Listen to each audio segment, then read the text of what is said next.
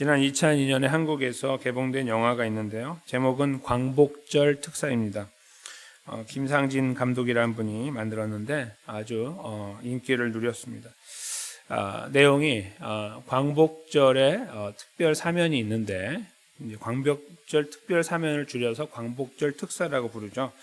그게 있는데 이제 그 안에 있는 이제 감옥 안에 있는 사람들 중에 모범수가 돼서 광복절 특사가 되면 좋겠다라는 꿈을 갖고 있는 사람들이 열심히 모범수가 되기 위해 노력을 하다가 아무리 기다려도 모범수가 안 되는 것 같으니까 탈옥을 했는데 바로 다음 날 광복절 특사가 된다는 그런 코미디입니다. 그러니까 이 사람이 나갈 필요가 없었잖아요. 근데 죽을 힘을 다해 나가 보니까 다음 날 광복절 특사가 됐어요. 가만히 있으면 나올 뻔했는 그런 재미있는 에피소드를 갖고 있는데요. 이 광복절 특사는 영화가 있기 때문에 있는 게 아니라 원래 대한민국에 4가지 종류의 특별 사면이 있습니다. 주로 그 3.1절 그리고 광복절, 성탄절, 그 다음에 정부 출범 기념일 이렇게 4번의 그 케이스가 생기면 이제 그 어간으로 해서 이제 특별 사면을 하게 되고 대한민국의 법에 따르면 이 특별 사면은 오로지 대통령의 권한입니다. 그래서 아무도 터치하지 못하고 내가 이 사람 뺄래? 그러면 반드시 빼게 돼 있습니다. 엄청난 권한이죠. 미국도 마찬가지예요. 그래서 이제 정치범들 예를 들어서 이제 실제로 잘못한 일이 별로 없는데 정치적인 색깔이 다르거나 이런 것 때문에 들어가신 분들을 빼내거나 아니면 생계형 범죄 그러니까 너무 배가 고파서 저지른 이제 살인 같은 게 아니라 절도 이런 거 있잖아요. 그런 것들을 다 사면해요. 그래서 광복이라는 말 자체가 빛을 이렇게 회복한다는 거잖아요. 그런 의미에 따라서 이제 백성들에게 한 번씩 호의를 베풀어서 다시 재기할 수 있는 기회를 주는 이런 의미가 있기 때문에 굉장히 잘 사용하면 바람직하겠죠. 근데 2009년에 이제 정부가 이렇게 바뀌면서 노무현에서 이제 이명박 정부로 바뀌게 되면서 사면이 있었는데 이제 그 사면에서 문제가 하나 발생했어요. 이제 물론 그 당시에 큰 문제로 제기되지 않았는데 먼 훗날 2018년에 법무부 자료를 검토하던 국회의원이 발견한 사실이 있어요.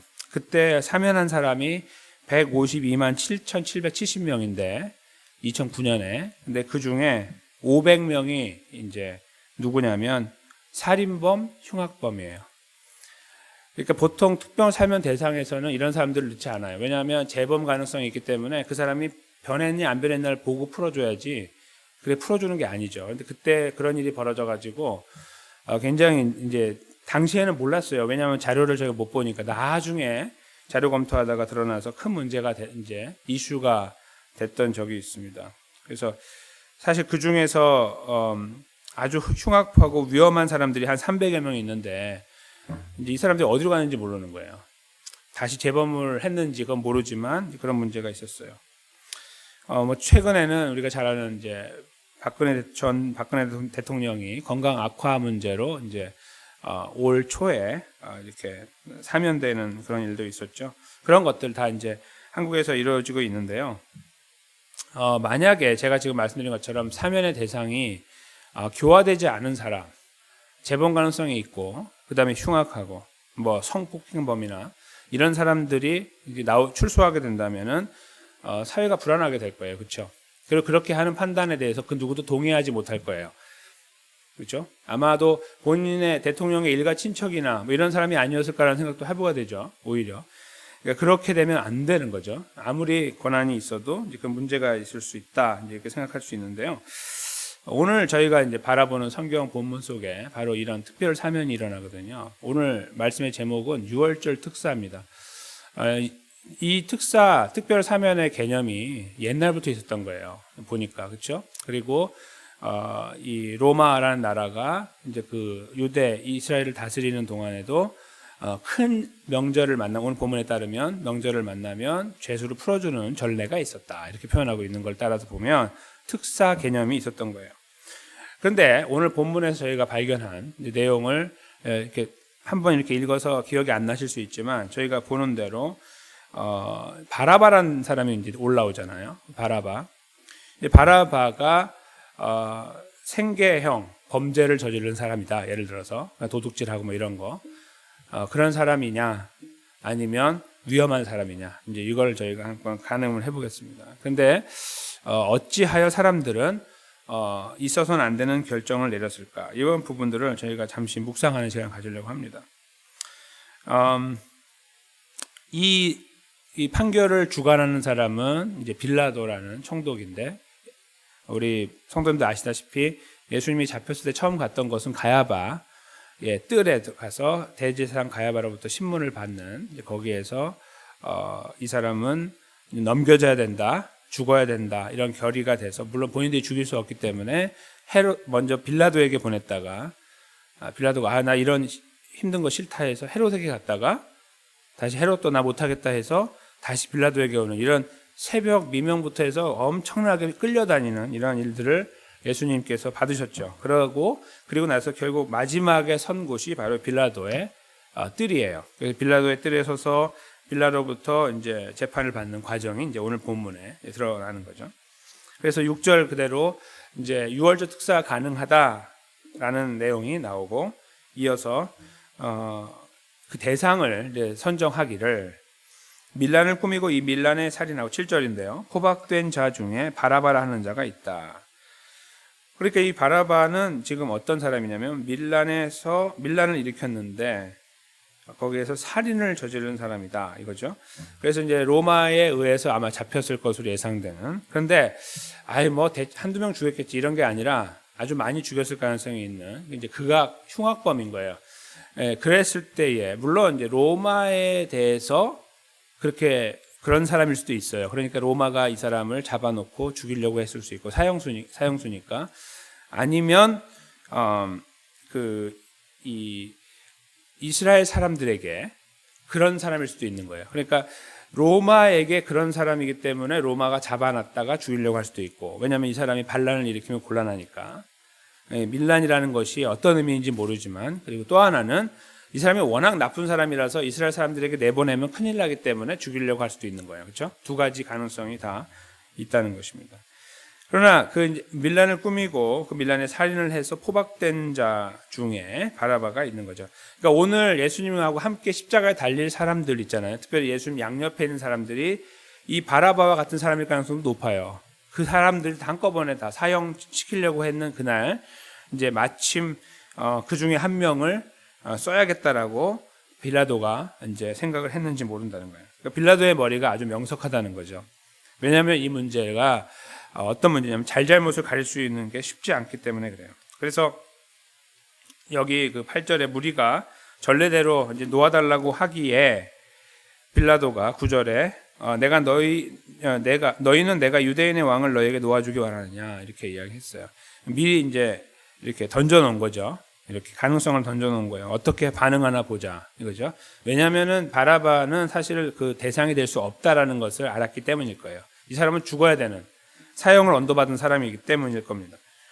그랬을 때 그 내용을 이제 놓고 10절에 보시면, 왜냐하면 이 빌라도는 무엇을 알고 있었냐면 제사장들이 시기함 때문에 예수님을 시기하여서 넘겨줬다는 것을 알았기 때문입니다. 아무리 봐도 나쁜 게 없는데 그냥 자기네끼리 그냥 좀 다른 거 아니에요, 의견이. 그렇죠? 근데 그것 때문에 이렇게 잡아놨으니까 적어도 살인범하고 세워놓으면은 괜찮겠지라고 생각했을지도 모르죠. 그러면은 사람들이 안 되겠다, 그냥 바라바 해야죠. 바라바 그냥 죽이세요. 이렇게 할 줄 알았나 보죠. 이제 그러나 11절에 대제사장들이 무리를 충동해서 도리어 바라바를 놓아달라는 엉터리 판결을 내리는 거예요. 그렇죠? 그러니까 특별 사면 대상에 6월절 특사에 살인범을 내려달라, 광복절 특사에 극악 무도한 살인의 성폭행을 저지른, 수도 없이 저지른 사람을 내보내는 상황, 이렇게 보시면 되는 거예요. 거기에 누가 동의할 수 있습니까? 근데 그 동의에 여기 사람들이 하나가 돼버린 거예요. 그 11절에. 그래서 빌라도가 또 물어요.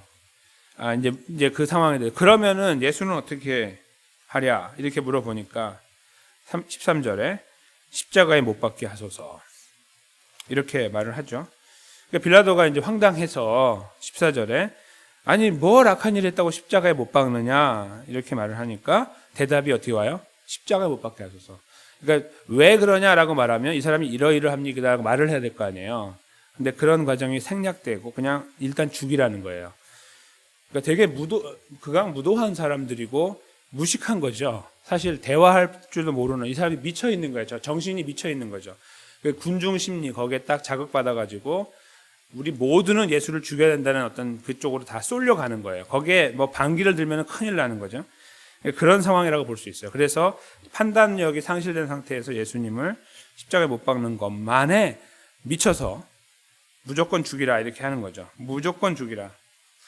그 상황을 놓고 빌라도가 이렇게 하다가는 밀란이 나겠구나 해서 여기 본문은 그렇게 나오지 않지만 그래서 만족을 주고자 빌라도를 바라바는 놓아주고 예수는 채찍질하고 십자가에 못 박게 넘겨주었다라고 쓰고 있습니다. 이 상황을 좀 더 다른 각도에서 보시려면 누가복음 23장 13절 이하를 보시면 도움이 되십니다. 조금 더 자세하게 이게 사실 3번 이야기하는 거예요. 1번 하고 2번 하고 3번. 3번 이렇게 서로 이야기해요. 3번 다 하고 나서 더 이상 안 되겠다고 판단한 거예요. 빌라도가. 그래서 할 수 없이 넘겨주게 됐다 이거죠. 그 상황 때문에 그러니까 빌라도가 그러니까 이 결정을 내리는 과정에 빌라도 자체가 너무 나쁜 사람이라고 보는 것은 옳지 않다고 봅니다. 저희가 사도신경을 저희가 암송할 때 고백할 때에 본디오 빌라도에게 고난을 받으사라는 말은요. 이 사람이 대표 악인이기 때문에 그 사람 이름을 넣은 게 아니에요. 본디오 빌라도 시대 하에라는 뜻이에요, 원래. 그러니까 이 역사적인 인물이라는 것을 증거하기 위해서 빌라도를 넣은 거예요, 시대적으로. 그래서 예수님이 돌아가실 당시에 최고 지도자, 이 판결을 내린 사람이기 때문이죠.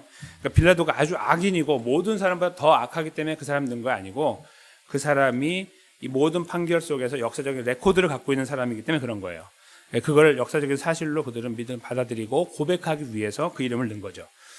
그런 의미에서 오늘 본문의 상황을 보면 빌라도는 어떻게 하든지 이 무지하게 사람을 죽이지 않도록 하기 위한 노력을 적어도 최소한의 노력은 했다는 것을 저희가 이제 알게 됩니다. 그런 가운데 이스라엘 백성들은 정신이 한쪽으로 쏠리게 되면서 예수님을 십자가에 못 박는 쪽으로 몰아간 거죠. 그래서 넘겨지게 됩니다. 그것이 이제 오늘 본문의 내용인데요.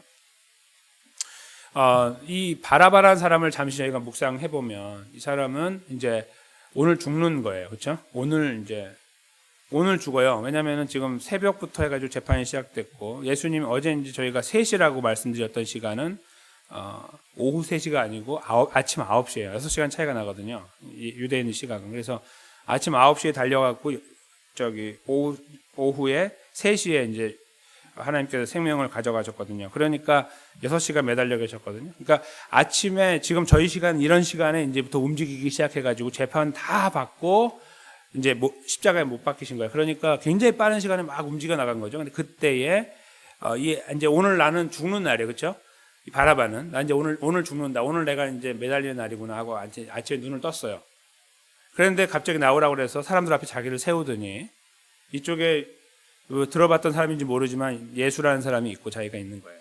그리고 사람들에게 선택권을 주니 사람들이 자기를 당연히 죽일 줄 알았는데 그렇지 않고 예수를 십자가에 못 박게 하는 이런 행운을 만난 거예요. 그렇죠? 일반적인 말로 행운이죠. 그래서 그 사람은 풀려나게 되는 이 어처구니 없는 상황이 벌어지게 될 때 바라바의 이제 입장에서 자기의 이 상황을 보면 그 생명보다 더 귀중한 그 은혜를 입은 거예요. 누구로부터요? 빌라도로부터. 예수는 모르겠고 자기는 빌라도가 이런 기회를 줬고 이스라엘 사람들이 자기를 서포트하는 이런 놀라운 자비로운 상황을 만난 거죠. 그래서 그는 생명을 부지하게 됐습니다. 바라바의 다음 일정에 대해 성경은 기록하고 있지 않고 역사적인 자료도 찾아보기 어렵기 때문에 어떻게 살았는지 모릅니다. 그러나 그냥 그 하루만 보더라도 바라바는 죽었던 사람이 살아났다 하는 것을 알게 돼요. 그 사람을 보는 순간에 이 사람은 죽었던 사람이에요. 원래 서류적으로 죽은 사람이 살아나게 된 거예요. 이 과정 속에 저희가 금방 눈치챌 수 있는 내용이 뭐가 있습니까? 바로 바라바가 우리를 지적하고 있다는 것입니다. 우리에게 이렇게 너희가 바로 나야 라는 어떤 의미로 우리를 지적하고 있다는 거죠. 즉 유월적 특사로 풀려나는 바라바는 자기의 어떤 나는 그래서 행운아야 뭐 이런 것들을 지금 말하는 거라기보다는 이 정도로 죽어야 되는 존재가 아무런 교화도 되지 않은 자기가 예수 때문에 살아났다라는 그것을 저희들에게 이렇게 보여주고 있다는 거예요. 이거는 이제 피지컬하게 이렇게 눈으로 보게 만드는 사실이지만 이걸 저희가 이렇게 가만히 생각하고 있으면 저희도 모르게 바라바가 우리를 보여주고 있다는 것이 금방 떠올라요. 영적으로 말이죠. 그러니까 피지컬하게 보는 게 아니라 스피리추얼하게 보는 거죠. 그렇게 보면 바라바를 하나님께서 왜 이렇게 이런 재판의 과정 속에 세워서 이런 극적인 반전을 이루었을까 생각하면 우리가 받은 구원의 은혜가 바로 그렇다는 것을 보여주려고 하셨던 것이 아닐까 생각하게 된다는 거예요. 저희도 똑같은 거죠.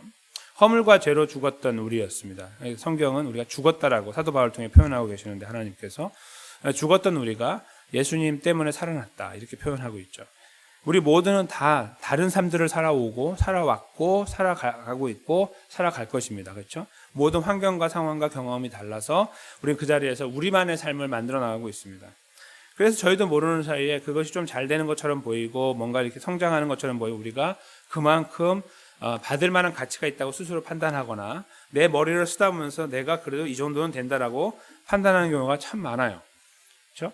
근데 이 오늘 본문의 말씀에서 예수님의 고난의 진정한 의미를 저에게 보여주고 계시는데 왜 이런 엄청난 고난의 걸음을 이렇게 받고 계시냐 하면 죄와 사망 가운데 영원히 거했던 우리를 구원하기 위해서 이 걸음을 걸으셨다는 거예요. 그 하나의 그 처음 열매로 즉 보여지는 예로 이 바라바를 세우시고 이런 재판 과정을 지나가셨다라고 볼 수 있다는 거죠. 원래 6월절 특사가 있으나 아까 말씀드린 것처럼 이 6월절 특사 개념은 그 리더 지도자에게 달려 있어요. 나 오늘 안 할 거야 그런 거. 그러면 안 해도 되는 거예요. 대한민국 대통령이 갖고 있는 권한과 똑같은 거죠. 더 많을 수도 있지만.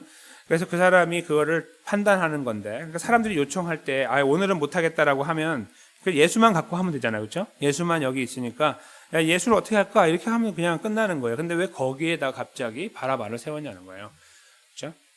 그런 것들을 보면, 이 바라바의 지략이 드러나는 걸 수 있지만, 하나님의 의도가 담겨 있다는 거죠. 이제 우리를 마치 화면에 이 어떤 장면을 통해서 보여주는 것처럼 우리가 거기 서 있는 거예요. 나는 오늘 죽었다. 모두 소망이 끊어진 상태예요. 모든 소망이 끊어지고 작별 인사를 하고 이제 나 오늘 아침밥을 먹으면 난 이제 끝난다. 이걸 생각하고서 이제 일어났는데 그날 아침에 번쩍하고 번개가 치는 것처럼 이상한 일이 벌어지고 풀려나게 되는 이런 일이죠. 그러니까 죽음에서 생명을 얻게 되는 역사를 경험하는 이 바라바를 이렇게 저에게 극적으로 보여주시는 이유는 저희가 자꾸 잊고 살고 있는 내가 누구였는가, 주님은 나를 위해 무엇을 하셨는가에 대해서 그래 우리를 위해 나를 위해 너를 위해 돌아가시고 죄와 사망에서 구원하셨다라는 사실을 이렇게 눈으로 보듯이 저에게 말씀하고 싶으셔서 이렇게 보여주고 계시는 것이라고 생각을 한다는 것입니다. 저희는 그렇게 바라바의 입장에 죄송합니다. 서 있던 사람으로서 하나님의 은혜로 구원을 받은 그런 자리에 있는데도 불구하고 바라바의 원래 모습을 상실하고 즉 이 감격들 이런 것들을 상실하고 살아가요. 그래서 세상에서 만나는 일들이 힘들면 죽을 맛이다 생각하고 고개가 떨구어지고 어깨가 처지고 포기해버리고 싶고 주저앉아버리고 싶고 무너져 내리고 싶고 이런 경우를 우리가 만날 때가 많습니다. 예수님의 고난을 경험하는 이 고난 주간에도 특별히 어떤 분들은 그렇습니다. 고난 주간에 고난이 많아요. 이런 분들도 계세요. 이제 그렇게 경험하는 분들도 더러 많이 보는데요. 그거는 그냥 우연의 일치 이런 거라기보다는 그냥 하나님의 인도하심이잖아요. 거기서 특별하게. 그런데 그 안에서 우리들의 판단과 이 어떤 생각으로는요, 죽음밖에 보이지 않아요. 죽음밖에. 이렇게 그 아침에 일어나는 바라바와 똑같은 거예요. 그냥 죽어 있는 그 상태에서 죽음밖에 볼 수 없는 존재예요. 항상. 그런데 하나님께서 우리를 붙잡아 나가실 때에 거기에 생명의 역사가 꿈틀거리고 그것이 이루어지고 보여지고 이루어지고 완성되는 거죠. 예수님은 그 걸음을 그냥 묵묵히 걸어가세요. 이 과정 속에서. 예수님이 거기 서 계시잖아요. 이렇게 두 명이 서 있는데 그 서 있는 상태에서 예수님께서 반박하지 않고 이런 반구하지 않으시죠. 제가 일전에 말씀드렸던 그 설교 상황 속에 예수님께서 걸어가시는 걸음은 마치 도수장으로 끌려가는 어린 양과 같다라고 말씀드렸던 걸 기억하시죠? 그래서 여기 난리가 났는데, 여기서 막 세상이 뒤집어지는 것처럼 난리가 났는데 예수님은 조용히 걷고 계셨던 거. 오늘 여기도 마찬가지의 자세를 갖고 예수님이 걷고 계세요. 이런 걸음을 걸어가셨던 그 예수님을 히브리서 기자가 이렇게 표현하는데 한번 여기 보실까요? 히브리서 12장 2절 말씀인데요. 이 부분을 저희가 함께 한 목소리로 읽도록 하겠습니다. 시작. 믿음의 주요 또 온전케 하시는 이인 예수를 바라보자. 저는 그 앞에 있는 즐거움을 위하여 십자가를 참으사 부끄러움을 개의치 아니하시더니 하나님 보좌 우편에 앉으셨느니라. 아멘. 근데 예수님께서 이런 상황 속에서 보여주셨던 것을 히브리서 기자가 이렇게 담아내고 있다고 생각합니다. 그 앞에 있는 즐거움을 위하여 십자가를 참으셨습니다. 부끄러움을 개의치 아니하셨습니다. 이 모든 과정, 수치스러움을 다 잊고 계시는 과정을 묵묵히 걸어가신 거죠. 왜요? 영광을 바라본 거죠. 그 영광은 예수님의 부활의 영광도 말하고 영광의 왕좌에 오르는 것도 의미하고 있지만 더 중요한 것은 예수님이 이 십자가의 걸음을 통해서 이루실 구원의 완성인 거죠.